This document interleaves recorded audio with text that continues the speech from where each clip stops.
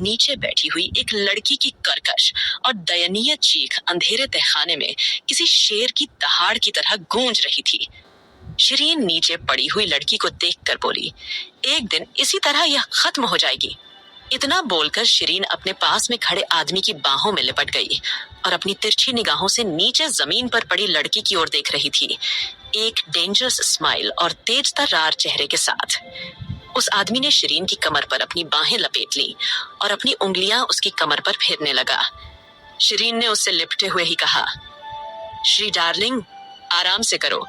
Ouch. चलो ना, Shri darling, room में चलकर आराम से करते हैं। अपने कानों से इतनी अश्लीलता भरी बातें सुनकर वह लड़की जो नीचे जमीन पर लेटी हुई थी, उसने अपना सिर उठाया। उसका पूरा चेहरा उबलते पानी से इतना झुलस गया था कि उसे पहचानना भी मुश्किल था, और उसकी आंखें इतनी लाल और सूज गई थीं, जिस कारण वह और ज्यादा डरावनी लग रही थी। उस लड़की ने अपने सामने खड़े लड़का और लड़की को घूरा। वह उसकी सौतेली बहन और उसका मंगेतर थे। उसने उनकी मदद करने के लिए क्या कुछ नहीं किया, हर चीज में उनकी मदद की, लेकिन बदले में उससे क्या मिला? उन लोगों ने उसे ड्रग्स दिए, उसे बेसमेंट में बंद कर दिया और उसके ऊपर इतना अत्याचार किया। वह इन दोनों से बहुत नफरत करती है। नफरत, सिर्फ नफरत। श्री ने प्राउडली गर्व से अपना सिर नीचे करके लड़की की तरफ देखा, जो नीचे दर्द में तड़प रही थी। फिर उसने मजाकिया अंदाज में नीचे पड़ी लड़की से कहा, वैसे अकीरा, तुम्हें अभी तक नहीं पता, तुम्हारे दादाजी एकदम ठीक थे, तो अचानक उन्हें सेरेब्रल हेमरेज, उन्हें इस तरह की बीमारी कैसे हुई? अफसोस, अब जल्दी ही तुम भी उनके पास जाने वाली हो, तो आराम से अपने दादाजी से मिलना। तुम्हें इस जेल से कोई नहीं बचा सकता, तुम खुद भी नहीं। अकीरा की बॉडी बुरी तरह कांपने लगी। उसके दादाजी हमेशा अपनी हेल्थ का बहुत ख्याल रखते थे, तो अचानक उन्हें ब्रेन ब्लीड क्यों हुई? और उसके चाचा की फैमिली, क्या चल रहा है? ये जरूर इन दोनों की कोई नई चाल है। अकीरा ने शिरीन की तरफ देखकर नफरत से कहा, कितनी घटिया औरत हो तुम। अरे, कुत्ते को भी 2 वक्त की रोटी दोगे तो वह भी वफादार रहता है, लेकिन तुम तो उससे भी ज्यादा गुजरी निकली। यह सुनकर शिरीन को बहुत गुस्सा आया, लेकिन तब भी उसने मासूम चेहरा बनाकर श्री को देखते हुए कहा, श्री डार्लिंग, मेरी बहन को देखो, वह अभी भी मुझे गालियां दे रही है। मुझे बहुत बुरा लग रहा है इस बात का। श्री ने प्यार से शिरीन से कहा, ओह शिरीन, जल्दी ही यह मरने वाली है, यह कुछ नहीं कर सकती बोलने के अलावा। इतना बोलकर उसने नफरत से अकीरा की तरफ देखा। अचानक शिरीन ने गर्म पानी से उबलती हुई बोतल उठाई और उसे अकीरा के चेहरे पर डालने लगी। अकीरा की चीख फिर से पूरे बेसमेंट में गूंज गई। आ इन लोगों ने अकीरा को इतना टॉर्चर किया कि वह इतनी ज्यादा पतली हो चुकी थी कि उसकी हड्डियां भी साफ नजर आने लगी थीं। अकीरा की चीखें सुनकर श्री और शिरीन के चेहरे पर खतरनाक स्माइल आ गई।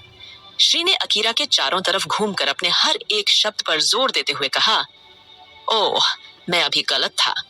इस दुनिया में एक आदमी है जो तुम्हें बचा सकता है, और वह तुम्हें पता है कौन है? अकीरा दर्द से तड़पते हुए उसे नफरत से देख रही थी। यह देखकर श्री ने सार्कास्टिकली तंज कसते हुए मुस्कुराकर कहा, चलो तुम्हें बता देते हैं। वह है तुम्हारा प्यारा आशिक, अभिवंत सूर्यवंशी। लेकिन अफसोस की बात है कि तुम खुद उससे दूर हुई हो। यह नाम सुनकर शिरीन की आंखें जलन से भर गईं। शिरीन ने नफरत और जलन से अकीरा को देखते हुए कहा, तुम तो बिल्कुल बदसूरत दिखती हो, फिर ऐसा क्या है जो अभिवंत को तुम पसंद हो? वैसे भी तुमने उसे डिवोर्स दे दिया है और उसकी फैमिली की आधी प्रॉपर्टी तुम्हारे पास है, जिसे मैंने खुद अपने नाम कर लिया था, अभिवंत। यह नाम लेकर अकीरा की आंखों से फिर आंसू बहने लगे। वह अंधी थी, उसने इंसान की कदर नहीं की जो सच में उससे बहुत प्यार करता था। उसने इन दोनों की बातें सुनकर अपनी अच्छी खासी जिंदगी उजाड़ दी थी।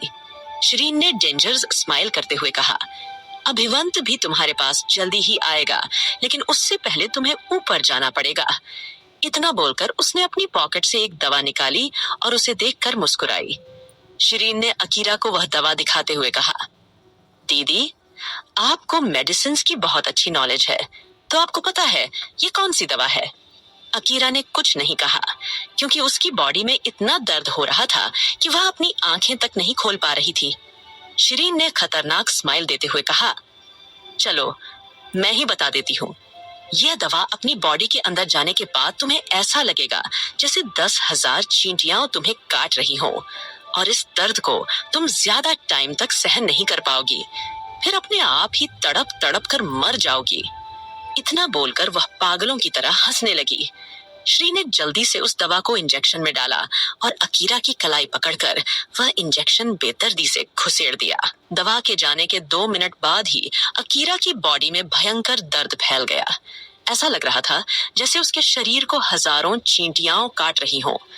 इस दवा का असर ऐसा था कि वह बेहोश नहीं हो सकती थी, सिर्फ इस दर्द को सहन करती रहेगी जब तक कि मर नहीं जाती। जब अकीरा अपनी आखिरी सांस ले रही थी, तभी नीचे एक साथ बहुत सारी कारें आकर रुकी। किसी ने दरवाजे पर लात मारकर उसे तोड़ दिया और एक लंबा चौड़ा आदमी दौड़कर बेसमेंट के अंदर पहुंचा। अभिवंत? वह यहाँ कैसे आ सकता है? वह तो अब्रॉड गया हुआ था ना। अभिवंत को वहां देखकर श्री और शिरीन दोनों बहुत बुरी तरह डर गए। अकीरा को कुछ भी साफ दिखाई नहीं दे रहा था। उसकी पलकें धीरे धीरे भारी होने लगीं, उसकी सांसें भी धीमी होने लगीं। अकीरा ने अपनी हिम्मत इकट्ठी की और चिल्लाते हुए बोली, वक्त का इंतजार करना, मैं वापस आऊंगी अपना बदला लेने। इतना बोलकर उसकी सांस वहीं थम गई। अब आगे क्या होगा? क्या यह इस कहानी का अंत है या शुरुआत? क्या अकीरा वापस आएगी अपना बदला लेने? अकीरा के दादाजी की मौत कैसे हुई? और अभिवंत कौन है? क्या वह सचमुच अकीरा से प्यार करता था? अगर आपको मेरी स्टोरी पसंद आए तो कमेंट करके मुझे जरूर बताएं और स्टोरी को रिव्यूज करना ना भूले।